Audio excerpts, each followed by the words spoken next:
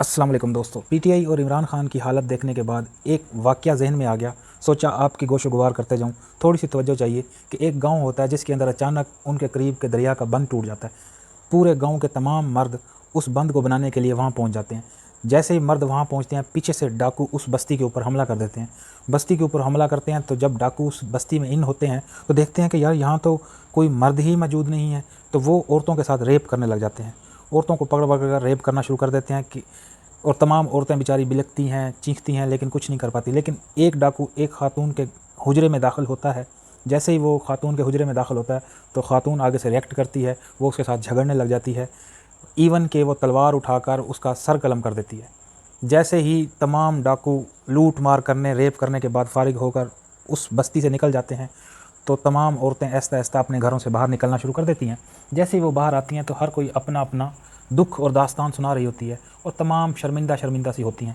लेकिन उनमें से वो एक औरत जिसने उस डाकू का सर उतार लिया होता है, वो अपने हाथ में, एक हाथ में तलवार और दूसरे हाथ में उसका सर उठाए फ़ख्र से बाहर निकलती है। तो सब औरतें परेशान हो जाती हैं कि ये क्या, ये कैसे किया तुमने।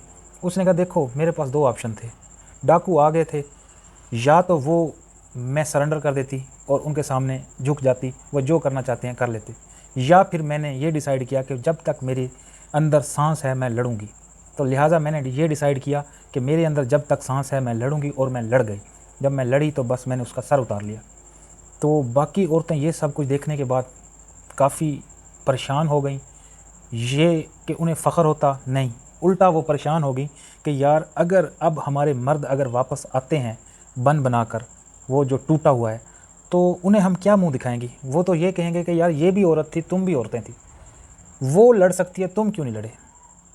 तो लिहाजा उन औरतों ने क्या किया कि सारों ने मिलकर एक मशवरा किया और पत्थर उठाकर उसी औरत को मारना शुरू कर दिए जिसने बहादुरी की थी।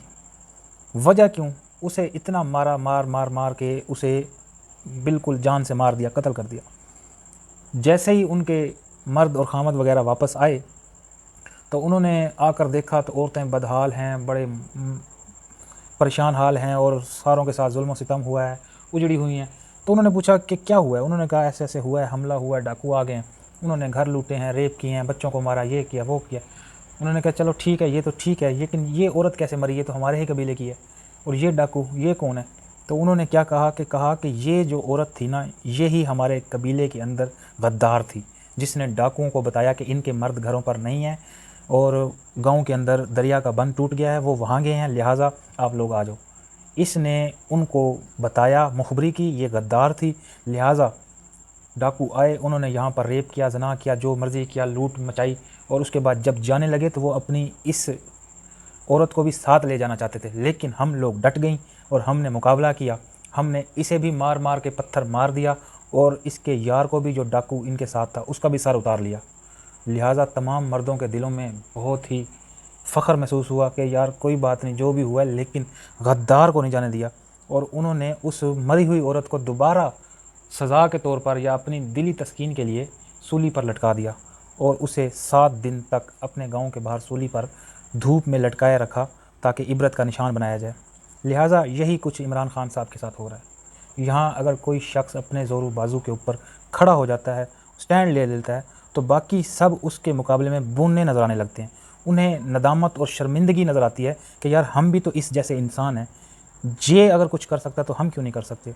लिहाजा वो अपनी नदामत और शर्मिंदगी को छुपाने के लिए फिर उसी शख्स के ख़िलाफ़ हो जाते हैं कि ये तो गद्दार है, ये तो उल्टा लोगों को बहका रहा है, ये ख़राब है।